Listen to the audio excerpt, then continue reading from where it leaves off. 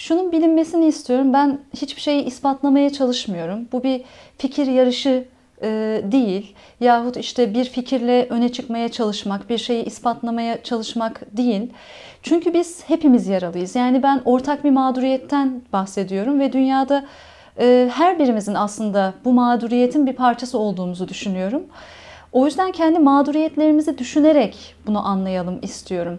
Az önce şöyle bir örnek vermiştim geçtiğimiz videoda. İşte bir insanın cümlesini duyuyorsunuz ve o cümlenin çocuğa karşı söylendiğini biliyorsunuz. Çünkü sadece çocuklara karşı böyle konuşuyoruz. Ama anne babaya karşı onu hiçbir zaman kullanmıyoruz. Yani o ses tonumuzu, o kaş çatma biçimini, o parmak sallamayı hiçbir zaman anne babaya karşı yapmıyoruz. Yani anne babaya yahut büyüğe, bize öğretilen o otorite merci her neyse ona karşı çıksak da bir efendiye karşı çıkar gibi karşı çıkıyoruz ve neden böyle olduğu üzerinde aslında düşünmemizi istiyorum. Çünkü bu hiç farkında olmadan hepimizi yaralıyor. İçimizdeki çocukla nasıl iletişim kurduğumuzu da gösteriyor.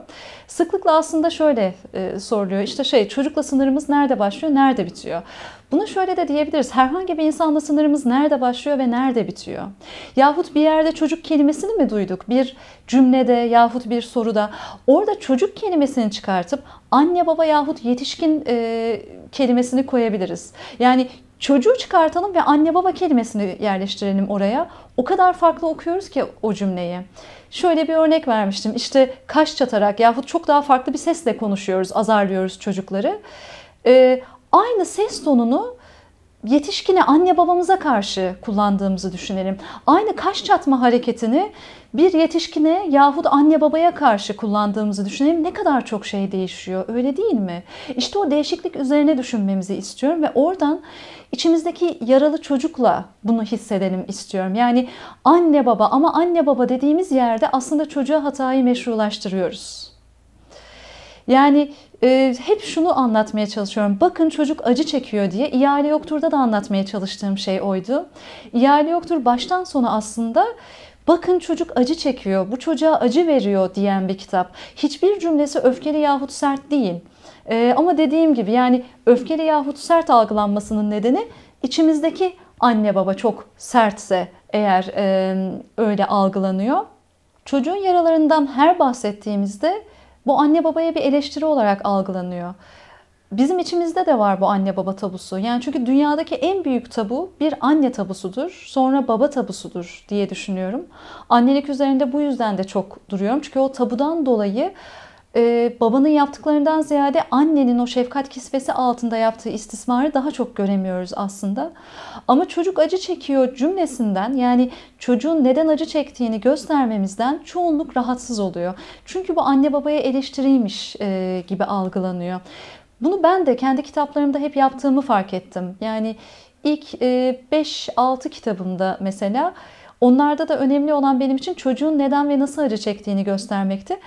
Ama içimizde anne baba tabusu varsa, ki bende de var, hala var. Yani ben içimdeki anne baba tabusuyla beraber, içimdeki o anne baba korkusuyla beraber yazıyorum aslında. Yani çok cesur olduğum söyleniyor, korkusuz olduğum söyleniyor ama kesinlikle o anne baba korkusuna rağmen yazdığımın da bilinmesini istiyorum. Ve anne baba tabusundan asla azade olmadığımın da bilinmesini istiyorum. Diyordum yani...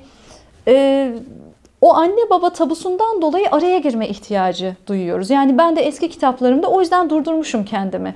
Çünkü çocuğun acı çektiğini söylemek orada anne babaya bir eleştiri gibi ve o çok büyük bir tabu olduğu için nasıl anne baba eleştirilebilir? Çünkü onlar ellerinden gelenin en iyisini yaptılar itirazı ve hepimize yerleştirilmiş bu kalıp giriyor araya.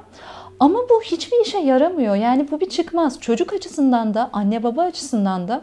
Bu arada ne zaman çocuk ya da anne baba dersem diyeyim, içimdeki çocuk ve anne baba anlaşılmalı. Onun da altını çizmem gerekiyor.